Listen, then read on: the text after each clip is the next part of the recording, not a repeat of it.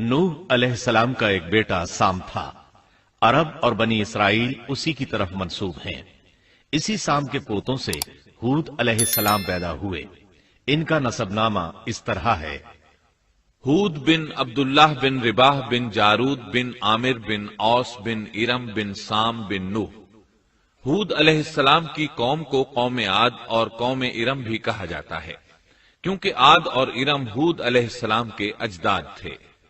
कौम हूद अहकाफ नामी एक बस्ती में आबाद थी, और ये बस्ती उमान और हजरा मौत के दरमियान रेत के टीलों वाले इलाके में थी। अरबी में अहकाफ रेत के टीलों को कहते हैं। ये इलाका समुंदर के किनारे वाक़ था और शहुर के नाम से पुकारा जाता था।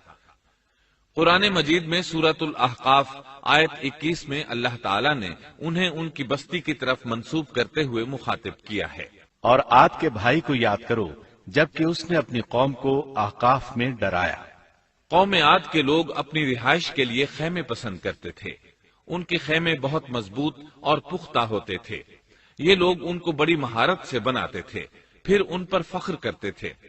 अल्लाह ताला सूरतुल फज्र आयत 6 ता 8 में फरमाते हैं, क्या आपने नहीं देखा कि आपके रब ने आद के साथ क्या किया, जो नस्ल इरम से थे, सुतूनों वाले थे, जिनके मानंद कोई कौम दुनिया के मुमालिक में पैदा नहीं की गई।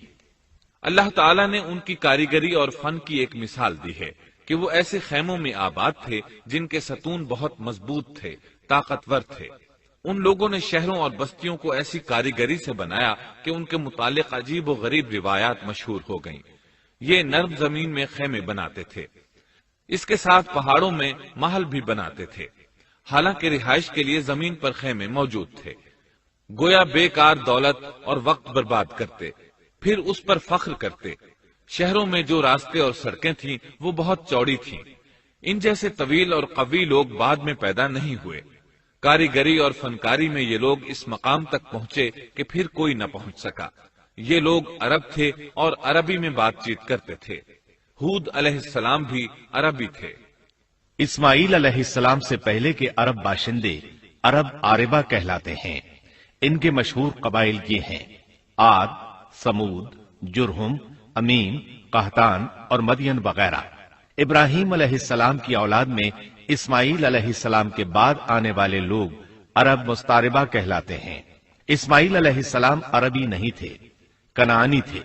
जब इब्राहिम अलैहिस्सलाम इस्माईल अलैहिस्सलाम को मक्का मुअज्जमा में छोड़ आए और इस्माईल अलैहिस्सलाम ने अरबों से मेल जोल कायम किया तो उनसे अरबी सीख ली और इसमें बहुत महारत पैदा कर ली, यहां तक कि आपको अरब का फसीह कहा जाने लगा। आहले अरब में फसाहत व बलागत आप ही से आई। रसूलुल्लाह सल्लल्लाहु अलैहि वसल्लम भी इसी अंदाज में फसीह व बलीग अरबी में बात करते थे। तूफान नूह के बाद जब दोबारा लोगों को पैदा किया गया तो वो एक मर्तबा फिर इन बस्तियों में रहने के लिए चले गए जहां नूह अलैहिस्सलाम रहा करते थे। नूह अलैहिस्सलाम शाम के शिमाल और तुर्की के जुनूबी इलाकों में रहा करते थे। लोग यहाँ आबाद हो गए। फिर यहाँ से कुछ लोग फिलिस्तीन और शाम की तरफ हिजरत कर गए और कुछ लोग जजीरे की तरफ हिजरत कर गए और कौम आद जजीरे के जुनूब में आकर आबाद हो गई। उस वक्त तमाम लोग तौहीद पर थे। तूफान के साथ जब जमीन पामाल हो गई तो उस पर सिवाय नूह अलैहिस्सलाम की औलाद के और कोई जिंदा न रहा। ये लोग तौहीद परस्त थे, लेकिन वक्त के साथ साथ कौम आद आबाद हुई और शैतान ने उनके दिलों में वसवसा डाला। इस तरह वो शैतान की इबादत करने लगे। चुनाचे कौम नूह के बाद सबसे पहले जिस कौम ने बुत परस्ती इख्तियार की वो कौम आद थी। इस कौम को अल्लाह ताला ने बहुत डील डॉल दिया था। वो बहुत ताकतवर कौम थी। मुफस्सिरीन बयान करते हैं कि उनके जिस्म बहुत मजबूत और ठोस थे, कद बहुत लंबे थे। आदम अलैहिस्सलाम का कद 60 हाथ था। इस कौम का कद भी करीबन इतना ही था। इस तरफ सूरतुल आराफ आयत 69 में इशारा मौजूद है। अल्लाह ताला फरमाते हैं, और तुम वो हालत याद करो जब अल्लाह ने तुम्हें कौम नूह के बाद जानशीं बनाया और डील डॉल में तुम्हें ज्यादा फैलाव दिया, सो तुम अल्लाह की नेमतों को ज्यादा याद करो ताकि तुम फलाह पा जाओ। हूद अलैहिस्सलाम की जुबानी अल्लाह ताला उनकी फनकारी को बयान करते हुए फरमाते हैं कि हूद अलैहिस्सलाम ने उनसे कहा, کیا تم ایک ایک ٹیلے پر بطور کھیل نشان لگا رہے ہو؟ مطلب یہ کہ یہ لوگ پہاڑوں کی چوٹیوں پر محل تعمیر کرتے تھے۔ جب ان سے کہا جاتا کہ تم رہتے تو زمین پر ہو اور گھر پہاڑوں پر بناتے ہو، اس کی کیا وجہ ہے؟ اور تم اتنے مضبوط محل تعمیر کر رہے ہو، گویا ہمیشہ یہیں رہو گے۔ وہ لوگ دراصل ٹیلوں، گھاٹیوں، دروں اور پہاڑوں پر عمارات تعمیر کرتے تھے، اور ان کا مقصد ان میں رہنا نہیں تھا، بلکہ صرف کھیل کود کے لیے ایسا کرتے تھے۔ ہود علیہ السلام نے انہیں جھنجھوڑا کہ تم ایسا کام کیوں کرتے ہو جس کا کوئی مقصد نہیں، جس کام کے فضول ہونے میں کوئی شک نہیں۔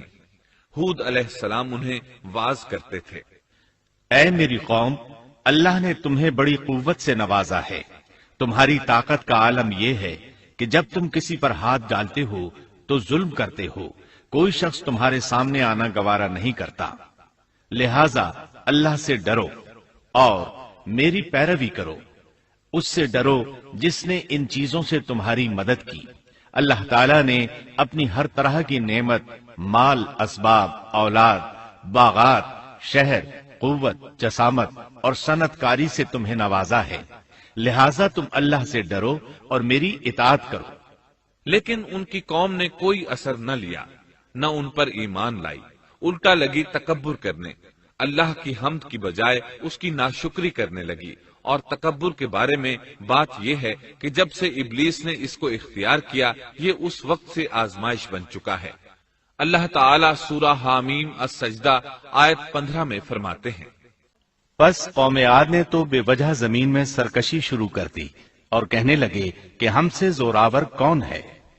کیا انہیں یہ نظر نہ آیا کہ جس اللہ نے انہیں پیدا کیا ہے وہ ان سے بہت ہی زیادہ زوراور ہے؟ جب یہ لوگ اپنی سرکشی اور کفر میں حد سے بڑھ گئے، تب اللہ تعالیٰ نے ہود علیہ السلام کو ان کی طرف بھیجا۔ انہوں نے انہیں اللہ کی طرف بلایا اور کہا، اے میری قوم، اللہ کی عبادت کرو، اس کے سوا تمہارا کوئی معبود نہیں۔ کیا تم ڈرتے نہیں؟ قوم کے کافر سردار کہنے لگے، ہم تو دیکھتے ہیں کہ تو نیری بے وقوفی میں ہے، ہمارے خیال میں تو جھوٹا ہے۔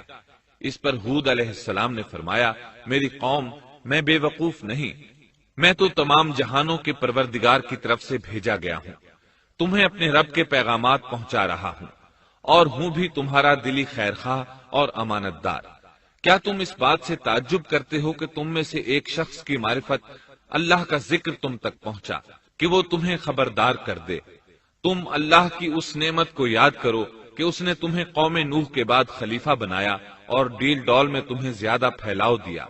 تم اللہ کے احسانات کو یاد کرو تاکہ فلاح اور نجات پا جاؤ۔ ہود علیہ السلام نے اللہ کی عظیم نعمتوں کے ساتھ انہیں نصیحت کی، لیکن وہ بدبخت کفر ہی کرتے رہے۔ آخر انہیں جھنجھوڑنے کے لیے انہوں نے فرمایا، اے میری قوم، اللہ ہی کی عبادت کرو، اس کے سوا تمہارا کوئی معبود نہیں۔ تم تو صرف بہتان بازی کر رہے ہو، یعنی جن بتوں کی تم پوجا کر رہے ہو ان کی پوجا تم نے خود گھڑی ہے۔ اللہ تعالیٰ نے تو اس کے متعلق کوئی دلیل نازل نہیں فرمائی۔ میری قوم کے لوگوں، میں تم سے اس دعوت و تبلیغ کی کوئی اجرت نہیں مانگتا، میرا اجر اس کے ذمے ہے جس نے مجھے پیدا کیا ہے، تو کیا تم پھر بھی عقل سے کام نہیں لیتے؟ اے میری قوم کے لوگوں، اپنے رب سے گزشتہ گناہوں کی معافی طلب کرو، آئندہ گناہوں سے توبہ کرو تاکہ وہ برسنے والے بادل تم پر بھیج دے اور تمہیں طاقت میں اور بڑھا دے، تاکہ تم گناہگار ہونے کے باوجود روگردانی نہ کرو۔ ہود علیہ السلام مسلسل انہیں دعوت دیتے رہے، لیکن وہ ظالم قوم نوح کی طرح ان کا مذاق اڑانے لگی اور کہنے لگی، ہمارے خیال میں تو بے وقوف ہے اور شاید ہمارے کسی معبود کے بڑے جھپٹے میں آ گیا ہے، ہمارے بتوں کو برا کہتا ہے، اس لیے ان میں سے کسی کی مار تم پر پڑی ہے، اسی لیے ذہنی مریض بن گیا ہے۔ وہ ظالم لوگ چونکہ آخرت پر ایمان نہیں رکھتے تھے اور دنیا میں خوشحالی کی زندگی بسر کر رہے تھے اور تھے بھی اپنی قوم کے سردار، اس لیے اپنے ماتحتوں سے کہنے لگے، یہ تو تم جیسا ہی انسان ہے، وہی کچھ کھاتا ہے جو تم کھاتے ہو اور پیتا بھی وہی کچھ ہے جو تم پیتے ہو۔ اب اگر تم نے اپنے جیسے انسان کی اطاعت قبول کر لی تو سخت خسارے میں رہو گے۔ کیا یہ تمہیں اس بات سے دھمکاتا ہے کہ جب تم مر کر خاک اور ہڈیاں بن جاؤ گے تو پھر زندہ کیے جاؤ گے؟ ہرگز نہیں، یہ بات امکان سے باہر ہے جس کا وعدہ تم سے کیا جاتا ہے۔ یہ زندگی تو صرف دنیا کی ہے، ہم مرتے جیتے رہتے ہیں، ہم پھر نہیں اٹھائے جائیں گے۔ یہ تو وہ شخص ہے جس نے اللہ پر جھوٹ باندھا ہے، ہم اس پر یقین کرنے والے نہیں۔ ہود علیہ السلام انہیں دعوت دیتے رہے، یہاں تک کہ ان کی قوم نے واضح طور پر کہہ دیا کہ آپ ہمیں واز سنائیں یا نہ سنائیں، ہم تو اپنی روش نہیں چھوڑیں گے، یہ تو پرانے لوگوں کا دین ہے۔ اس طرح قوم انہیں مسلسل جھٹلاتی ہی رہی۔ آخر ہود علیہ السلام نے بھی انہیں کھلم کھلا دھمکی دی اور فرمایا، لوگوں سنو، میں صرف تمہیں ہی نہیں اللہ کو بھی گواہ بنا کر اعلان کرتا ہوں کہ اللہ کے سوا جس جس کی عبادت ہو رہی ہے میں ان سب سے بری طرح بیزار ہوں۔ اب تم ہی نہیں اپنے ساتھ اوروں کو بھی بلا لو اور اپنے ان سب جھوٹے معبودوں کو بھی بلا لو، اور تم سے جو ہو سکے مجھے نقصان پہنچا دو، مجھے کوئی مہلت نہ دو، نہ مجھ پر ترس کھاؤ۔ یہ فرمانے کے بعد انہوں نے اللہ سے دعا کی، اے پروردگار، ان کے جھٹلانے پر تو میری مدد فرما۔ اللہ کی طرف سے آپ کو جواب ملا، یہ تو بہت ہی جلد اپنے کیے پر پچھتانے لگیں گے۔ اللہ کے نبی کا انکار کرنے، اس سے بغض رکھنے اور اس کا مذاق اڑانے والوں کا انجام کیا ہوا؟ اللہ نے انہیں ایسے زناٹے کی آندھی سے تہس نہس کیا کہ جس کی تاریخ میں مثال نہیں ملتی۔ اللہ نے ان سے بارش روک لی، اس سے خشک سالی کی کیفیت پیدا ہو گئی، درخت اور پھل ختم ہو گئے، وہ لوگ بارش کی خواہش کرنے لگے۔ اسی حالت میں ایک دن اللہ نے انہیں عذاب دینے کا ارادہ فرمایا۔